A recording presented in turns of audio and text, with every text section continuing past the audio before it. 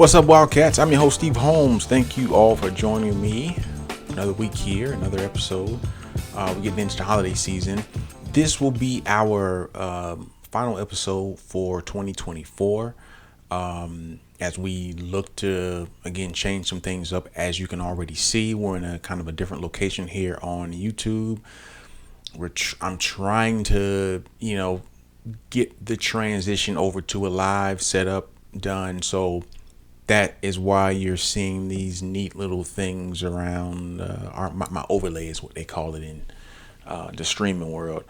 I'm trying stuff. Over the break, you may see some lives pop up on the Avs Facebook page and stuff. It's only because I'm testing and just trying to get things prepared for 2025. So yeah, we got some changes coming. I still have announcements that I haven't shared yet with everyone because obviously they are still kind of cooking, and hopefully by the top of the year I can share those things with you. And we're ramping up really for like I think what could be maybe the most significant year for the Av since we started, and this, we're going into year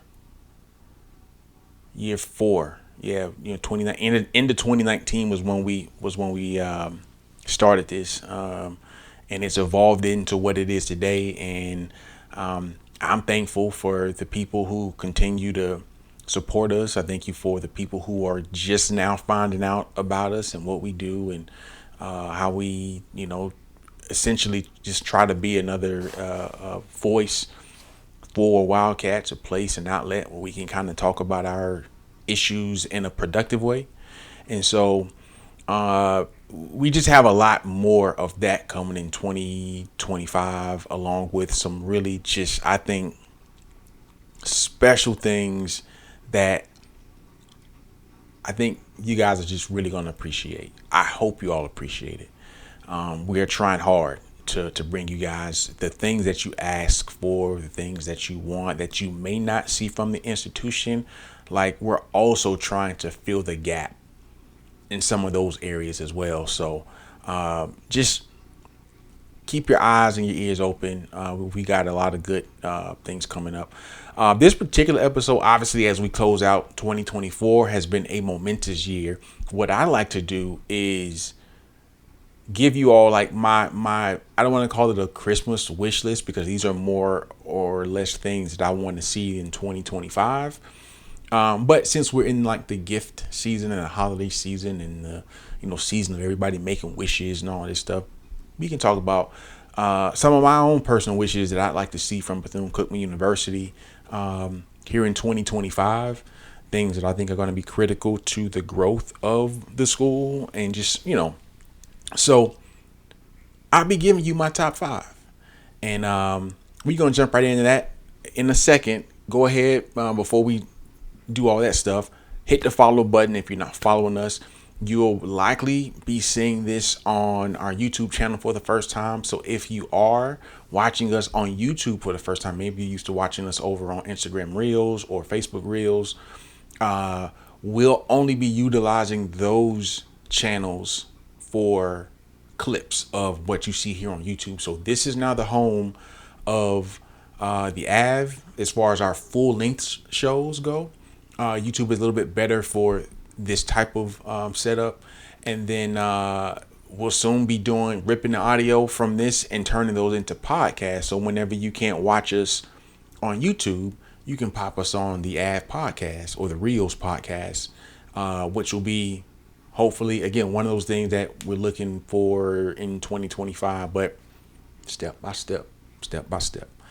All right, let's jump into it. Steve's top 5 things he wants for Bethune-Cookman in 2025. All right. Number 1, and this should probably go without saying, a better football team. That's number 5. Number 5 is a better football team. We have not won more than 3 games in 4 straight seasons. And that, in my estimation, is just unacceptable. And I don't think we've seen a run like this of just bad seasons back to back to back. Since I've been following Cookman since the 90s, man. I just haven't seen the team in this bad a shape. And this year, we got better in some places, and there were a bunch of games we were competitive in, but if you're not winning them, it's just not enough. Next year, I would love for us to be able to, win 5 to 6 games.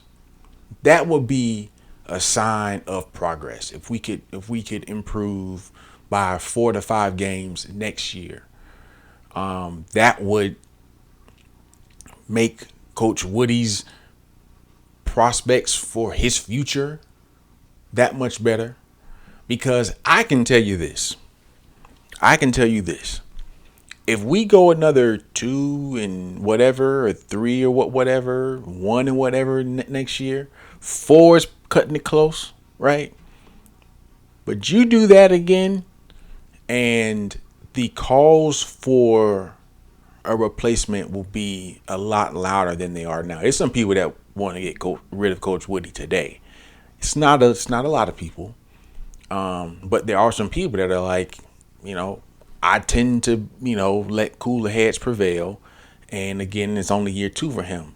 And I've always said, unless you just don't like the coach, there's just a fundamental difference in philosophy and culture and all that stuff, you just don't get rid of a coach in 2 years. It's just that's not nearly enough time to prove yourself. But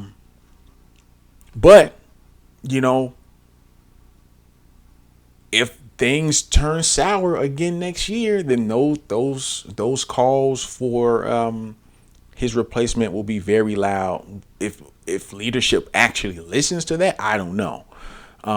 But people will be like, all right, we've seen enough of this. Like, we're not going to be doing this for 4 and 5 years, just winning 2 and 3 games. Like, you can do that with an interim head coach, right? You can have that kind of a record. So if we're going to do that, we may as well just move on and find somebody.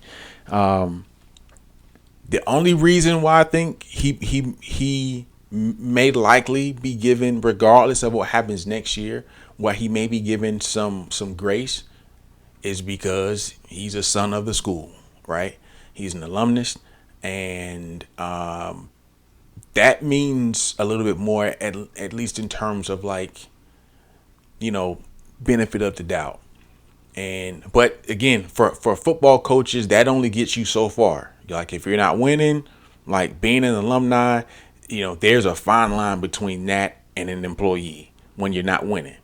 So the closer he is to not winning, the more he's more of a employee that you may have to let go, versus him being an alumni who you may not want to go that route with him. You know what I'm saying? So I like Woody. I do think he's a good coach. I just think right now there are some things that he's got to figure out. All right. Number 4. And I'm looking at y'all alumni. All right. Increased alumni engagement, increased alumni giving. I would love to see us as a group do better by our institution. And I know what the immediate feedback to that will be is, we don't, where's the president and all of this stuff, and we need this, and we need that. All that's true. And I'm not going to argue with you on that.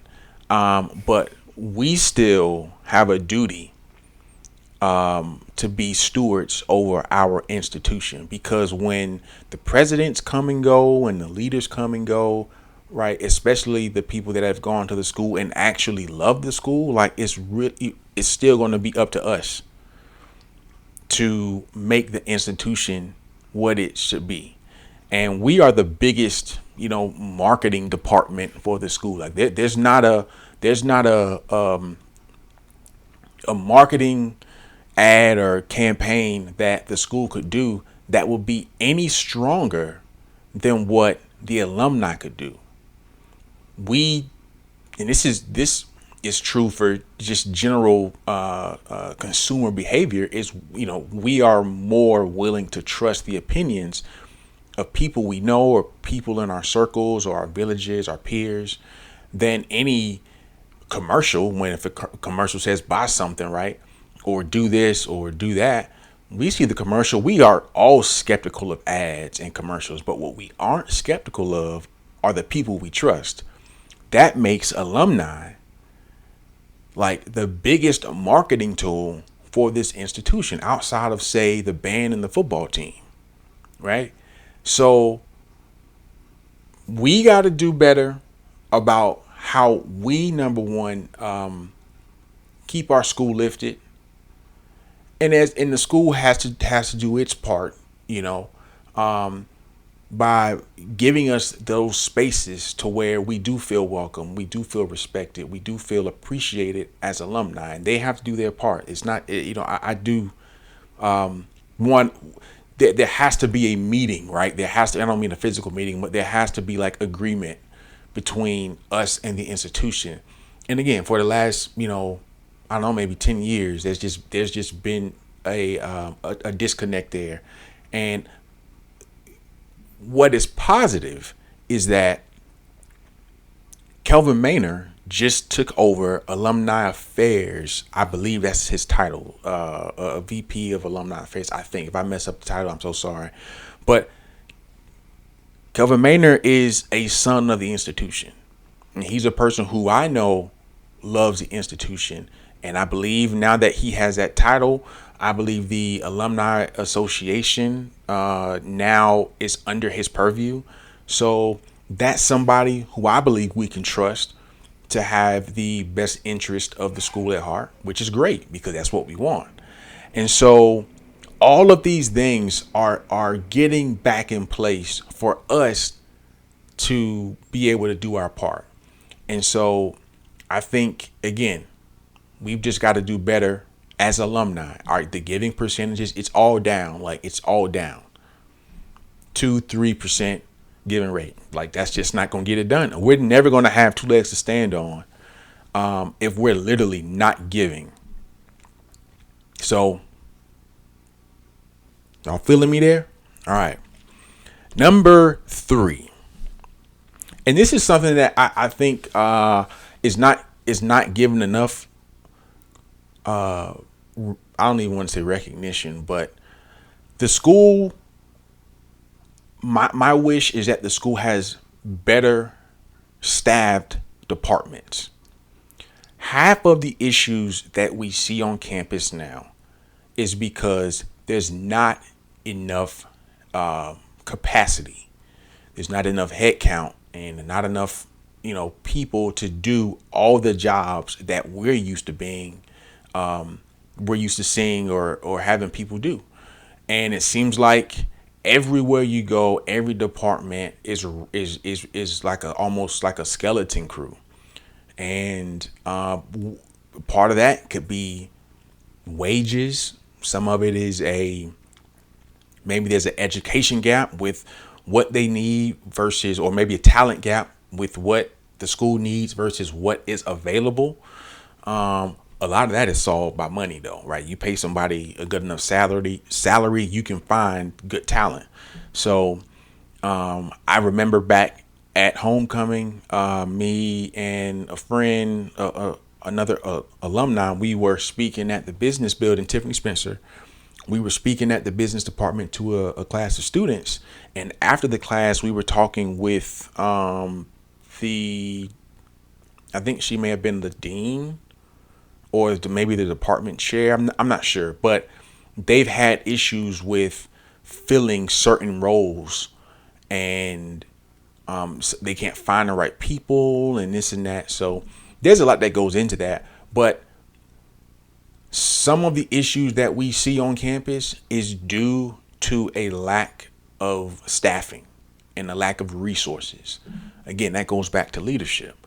And so what I would love to see again is for our institution to be back fully staffed like it used to be, and not having to, have skeleton crews do, 2 or 3 people do the work of 10 or 5. And that's half the battle with us being able to push the thing forward faster, is having the necessary people and resources in place to continue to drive the growth and innovation of the institution. All right. Number 2, unity on our board. As you all know, and as I have reported on ad nauseum now, there is a bit of a civil war with the Board of Trustees. All of that came to light when the vote for the vote to retain William Berry as the full-time president was basically halted because they were split down the middle, and that caused some internal, friction on the board because some people thought that William Berry should have been the person, while an equal number of people thought otherwise. And again, that has just made it a little bit of a tough issue, not to mention that the board chair, Belvin Perry, which I've given you my thoughts on him, hasn't made it easy for people to like or respect what's happening within the board and some of the larger decisions that have been made. And that's if the board is not unified, if the board is not, and it's okay for them to disagree. Like there's nothing wrong with the board splitting the vote on who they thought should be the president. It was just how it came out that let me know that, they're not seeing eye to eye on some stuff. And some of it sounded like it could be personal or whatever. I don't know. But that has caused a lot of strife when it comes to, again, just overseeing the school and making sure that everybody's on the same page with respect to doing what's right for the institution. And I don't know how we fix that as an alumni. I just don't know how we fix that. So yeah, that's a big one. And finally, I don't even think I need to say what number 1 is, right? This is the same thing we've been needing for the last 2 or 3 years: a permanent president. My prayer is that in 2025, that the board gets its shit together and we find a president, a person who can lead the institution into the future, right? Into the next phase of Bethune-Cookman University. And I feel like, we got to a place right around 2012, 2013, where it felt like the school was making some strides in a lot of areas. And then, the bottom kind of fell out. And so now it's like we got to go back to the drawing board on quite a few things. And so I think, we just have to be better about getting a leader in place, and better about finding our path forward. And right now we don't, there's not, I haven't seen anything that leads me to believe that we're any closer to that than we've been. So that's still alarming, when you really think about it, that we've gone this long without a permanent president. And that goes back to, Belvin Perry. Hate to pick on you, but, we need a president, my man. And that is the biggest thing, If nothing else, if nothing gets checked off my list next year, the one thing that I would love to get checked off is an announcement that Bethune-Cookman has hired a capable, I don't want to say young because I don't want to be an ageist, but somebody who is who can have connection with the students, someone intelligent, someone with experience, someone with vision, preferably somebody who has gone to the institution. But that's not, I don't necessarily think it needs to be that person or doesn't. I just want the person to be a capable leader. That is what we need. That's what those kids deserve. Some of these kids are going on, they are juniors now, and they don't know what it's like to have a permanent president. They know interims. They know, sit-ins and stand-ins and all this stuff. They deserve better. And so hopefully we can do that. And yeah, that's my list. Better football team, increased alumni engagement and giving, better staffing for the school, thus better resources, unity on our board, and the president. That is not too much to ask. Is that too much to ask? I don't think I asked. I could have been like, we need a stadium on campus. We need a new arena for the basketball and volleyball team. We need 2-3 more new dorms.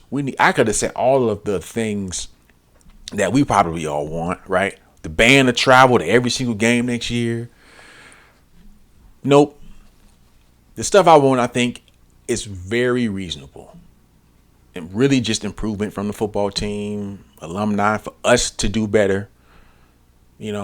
Better leadership. Like these are it's low hanging fruit for us. All right. So I'm gonna leave it there. I hope you guys enjoy kind of this new version. Again, I'm still, y'all pray for me. I'm still working through my kinks. I'm still working through all of the technical things. But this thing is going to be rocking soon. I'll also start to seek out sponsors for the show. If you got a small business and you want me to, shout you out or talk to you, or maybe do you a little quick, 10-second commercial or something, I'll be opening that up really soon, top of the year as well. So have no fear. I'm not going nowhere. I thank you all for a great year with the Av, and then now the real show. It's been really good. And your feedback has been good. Your engagement has been good. I'm still sitting at like 1,900 followers. So I'm hoping y'all, can get me up to that 5,000 number really soon. But I think that's going to change soon once I make my announcements. I got a good feeling it will. But I can't say nothing about it yet because it's not final and it's not even like in stone yet. But yeah, that's all I got, man. You guys have been great. It's been a great year. I will see y'all. The next time I see y'all, it'll probably be the second week of January. You'll still see clips and stuff through the year. I'll, still be posting. But yeah, this is it for me in terms of shows are concerned until literally the second week of January. In the meantime, God bless y'all. Have a happy holidays. Have a Merry Christmas. Have a Happy New Year. I know a lot of people had tough years. And I don't even want to get into my stuff because y'all see me cry on here. But my family, we've had one of the toughest years possible. So my prayer is that you all can finish out 2024 positively, and that your 2025 is prosperous and just filled with blessings. All right. Y'all peace, man. Love y'all. Hail Wildcats.